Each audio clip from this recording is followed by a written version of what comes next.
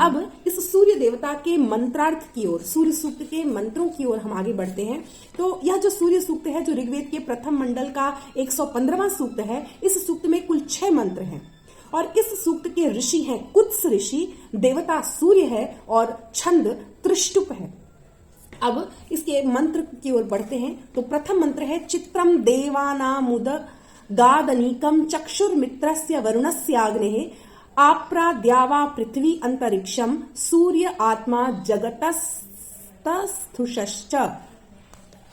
अब इस जो प्रथम मंत्र है, इसमें कहते हैं देवानाम चित्रम, यानी किरणों का, चित्रम आश्चर्यजनक, अनीकम समूह रूप, मित्रस्य वरुणस्य अग्नेः, और मित्र का, वरुण का और अग्नि का, चक्षुः, यह जो चक्षु रूप है, नेत्र रूप है, उत आगात, वह ऊपर की ओर निकल गया है। यानी किरणों का जो आश्चर्यजनक समूह है एवं मित्र, वरुण और अग्नि का जो नेत्र स्वरूप है, ऐसा आदित्य मंडल सूर्य जो है वह ऊपर की ओर निकला है। और निकल के उसने क्या किया है? द्यावा पृथ्वी अंतरिक्षम आ अप्राह, उसने आकाश, पृथ्वी और अंतरिक्ष को चारों ओर से अपने प्रकाश से भर दिया है। ऐसा वह सूर्य कैसा है? तो कहा सूर्यः, वह सूर्य जगतः तस्थुषः, जगतः तस्थुषः कहते हैं जगत का, जो जंगम जगत है और स्थावर जगत है, उन सभी स्थावर जंगम जगत का वह क्या है? सूर्य आत्मा। सूर्यः आत्मा, सूर्य आत्मा है किसकी? स्थावरः जगतः तस्थुषः, तस्थुषः से अभिप्राय है स्थावर और जंगम, स्थावर और जंगम सभी प्रकार के जगत का। स्थावर यानी जिसमें स्थिति हो और जंगम जो चलायमान हो। चलायमान में कौन होगा? जो द्विपाद और चतुष्पाद जो जीव हैं। और स्थावर क्या होगा? पृथ्वी में पहाड़, नदी, पर्वत है ना, वन, ये सभी स्थावर होंगे। तो इन स्थावर और जंगम सभी का जो आत्मा है वह यह सूर्य ही है। द्वितीय मंत्र कहते हैं सूर्यो देवी मुषसम रोचमानाम मर्यो नयोषामभ्येति पश्चात यत्रा नरो देवयन्तो युगानि वितन्वते प्रतिभद्राय भद्रम। कहते हैं सूर्य रोचमाना देवीम उषसम, सूर्य जो है वह प्रकाशवती देवी उषा के पीछे दौड़ता है। मैंने बताया था कि कहीं कहीं नायिका के रूप में उषा का चित्रण है। तो यहाँ कहते हैं जो देवी उषा है वो कैसी है? रोचमानाम देवीम उषसम, वो उषा देवी कैसी है? रोचमानाम, अत्यंत प्रकाशमान रूप वाली वह उषा है। और उनके पश्चात, उनके पीछे पीछे यह सूर्य क्या करता है? दौड़ता है। मर्यः योषाम न अभिएति, और जिस प्रकार कोई मर्यः यानी कोई पुरुष किसी योषाम स्त्री के पीछे एति दौड़ता है, उसी प्रकार यह सूर्य भी जो है वह प्रकाशमान उषा के पीछे दौड़ता है।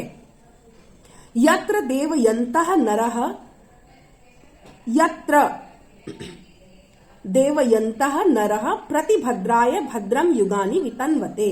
और कहते हैं जिस समय देवताओं की कामना करते हुए मनुष्य अपने प्रत्येक कल्याण के लिए कल्याणकारी अग्निहोत्र आदि कर्म को युग से संपादित करते आ रहे हैं। किस समय की बात कर रहे हैं? उषा देवी के पीछे पीछे सूर्य दौड़ रहा है। कब दौड़ रहा है? जिस समय देवताओं की कामना करते हुए मनुष्य, यानी यज्ञ को करने का समय कब है? उषा काल। तो उषा काल में देवताओं की कामना करते हुए मनुष्य प्रत्येक कल्याण के लिए कल्याणकाली अग्निहोत्री आदि कर्म को करने के इच्छुक हैं। ऐसे समय में सूर्य उषा के पीछे दौड़ रहा है, यानी कि अब संसार को प्रकाशित करने के लिए आ रहा है। सूर्य उदित होने से पूर्व का जो काल है वो उषा काल कहलाता है, जिस समय भोर होती है। तो भोर के बाद जैसे ही भोर होती है उसके बाद धीरे धीरे सूर्य का प्रकाश तेज होता रहता है। उसी समय को यहाँ पर बताने का प्रयास किया गया है। अब तृतीय मंत्र देखें। भद्रा अश्वा हरितः सूर्यस्य चित्रा एतग्वा अनुमाद्यासः नमस्यन्तो दिव आपृष्ठमस्थुः परिद्यावा पृथ्वी यन्ति सद्यः। यहाँ पर कह रहे हैं कि सूर्यस्य भद्राः हरितः अश्वाः चित्राः एतग्वाः अनुमाद्यासः नमस्यन्तः दिवः पृष्ठम आ अस्थुः। सूर्य के कल्याणकारी, सूर्यस्य भद्राः, सूर्य के कल्याणकारी अश्वः, कैसे अश्व हैं? हरितः अश्वः, हरे वर्ण के जो अश्व हैं। और कैसे हैं? चित्राः, विचित्र अवयव वाले, विचित्र स्वरूप वाले वह जो अश्व हैं। और क्या है, एतग्वा, तीव्र गति वाले हैं, गंतव्य मार्ग पर तेजी से चलने वाले हैं। अनुमाद्यासह, और सबके द्वारा आनंदित किए जाने वाले हैं। ऐसे नमस्यन्तः, नमस्कार किए जाते हुए, द्युलोक की पृष्ठम, पीठ पर, अस्तु, आरूढ़ हुए हैं। यानी अब सूर्य के घोड़े रथ पर आरूढ़ हो गए, रथ पर लगा दिए गए हैं, जोड़ दिए गए हैं, और अब सूर्य तीव्र गति से अपने कार्यों का संपादन करेगा और समग्र विश्व को प्रकाशित करेगा। वे शीघ्र ही आकाश और पृथ्वी को चारों ओर से व्याप्त कर लेते हैं। तो जो हरे रंग के सूर्य के अश्व हैं, उनको अब रथ से जोड़ दिया गया है सूर्य के, और अब वह तीव्र गति से आकाश और पृथ्वी को व्याप्त कर लेंगे, यानी सब तरफ अपने प्रकाश को, सूर्य के प्रकाश को फैला देंगे। चतुर्थ मंत्र है, तत्सूर्यस्य देवत्वं तन्महित्वं मद्या कर्तोर्विततं समजभार यदेदयुक्ता हलितः सधस्था दाद्रात्रि वासस्तनुते सिमस्मयी। कहते हैं तत्, वह सूर्य का देवत्व है। तत् सूर्यस्य देवत्वम, वह सूर्य का देवत्व है। तत् महित्वम, वह उसकी महिमा है। जो कर्तो मध्या विततम समजभार, जो फैले हुए, विततम, फैले हुए कर्म जाल को कर्म के मध्य में ही समेट लेता है। यानी जैसे ही सूर्य के घोड़े को सूर्य अपने रथ से अलग करता है, सारा कर्म जाल मध्य में ही रुक जाता है। जैसे ही रात होती है, सारे काम रोक दिए जाते हैं कि अब रात होने वाली है, सूर्य ढलने वाला है, सब काम रोक दो, कल पुनः इसी स्थान से, इसी समय से इस कार्य को इसी स्थान से शुरू करेंगे, पुनः शुरू करेंगे। तो ज्यों ही वह रस हरण करने वाले अश्वों को रथ से अलग कर देता है, तदनंतर ही रात्रि सबके लिए अपने कृष्ण वस्त्र को फैला देती है। यदा इत हरितः सधस्थात, अयुक्त आत, अयुक्त कर देता है। जैसे ही इन हरे रंग के घोड़ों को सूर्य सधस्थात, अलग कर देता है, अयुक्त आत, रथ से अलग कर देता है, रात्रि हो जाती है। सिमस्मयी वासः तनुते, और सिमस्मयी यानी सब के लिए, तनुते फैलाती है। किसको फैलाती है? वासः, वस्त्र को आच्छादित करने वाले अंधकार को वो फैलाती है। यानी रात्रि आ जाती है और सर्वत्र अंधकार छा जाता है। अग्रिम मंत्र है, तन्मित्रस्य वरुणस्याभिचक्षे सूर्यो रूपम कृणुते द्योरुपस्थे अनंतमन्यदृषदस्य पाजः कृष्णमन्यद्धरितः संभरन्ति।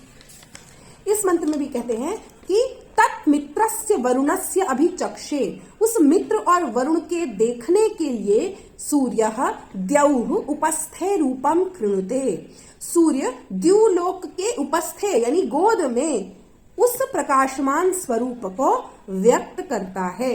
यानी मित्र और वरुण के देखने के लिए सूर्य उस द्युलोक की गोद में उस प्रकाशमान स्वरूप को अभिव्यक्त करता है। अस्य हरितः, और इसके हरे वर्ण के जो घोड़े हैं, अनंतम अन्यत रुषत, अंतरहित क्रम में, अनंत यानी अंतरहित क्रम में, उषत, रुषत प्रकाशमान चमकने वाले, पाजह बलशाली शक्तिशाली, कृष्णम काले अंधकार को, अन्यत एक समय में, संभरंती भरते हैं।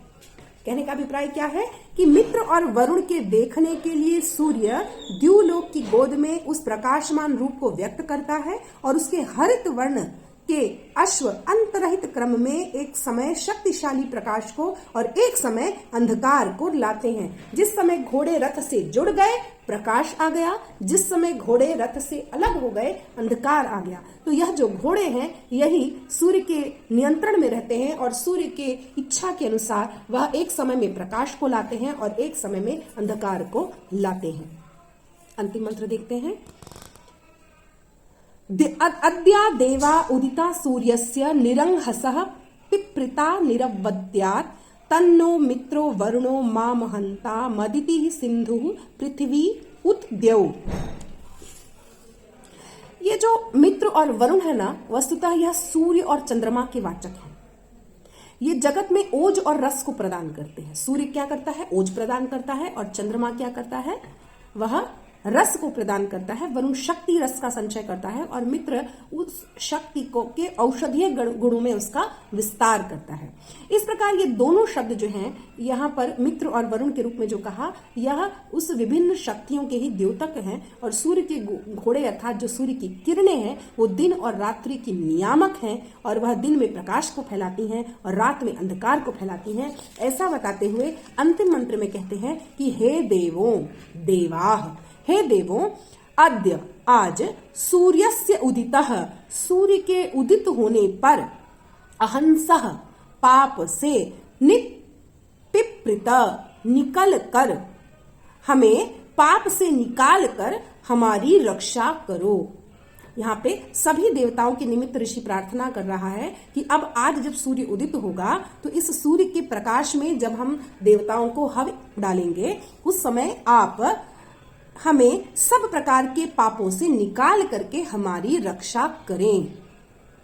निअवद्यात, निंद्य कर्म से यानी अपभाषण से, अपशब्द बोलने से, मित्रः वरुणः अदितिः सिंधुः पृथ्वी उत द्यौ, यहाँ सबके लिए कह दिया कि अपभाषण से हमारी रक्षा करेंगे, हमें बचाएंगे और मित्र वरुण, अदिति, सिंधु, पृथ्वी और द्युलोक ये सभी क्या करें, नह हमारी मामहंताम, हमारी इस प्रार्थना को, हमारी इस प्रार्थना का अनुमोदन करें, मामहंताम उसका समर्थन करें और हमें किसी भी प्रकार का नुकसान न पहुंचाएं। तो सूर्य ही नियामक है, सूर्य ही नियंता है, सूर्य ही प्रकाशक है, दिन रात का विधान करने वाला भी वही है। और जब सूर्य प्रातः काल उषा का पीछा करते हुए जब प्रकाशित होता है उसी समय यज्ञ में यजमान देवताओं का आह्वान करते हैं और उनसे कहते हैं कि हमारी सर्वविध रक्षा करें। तो सूर्य हमारी उपासनाओं के निमित्त भी नितांत आवश्यक है, औषधियों के निर्माण में भी सूर्य का योगदान है और इस प्रकार से सर्वविध उपकारक और कल्याणक यह सूर्य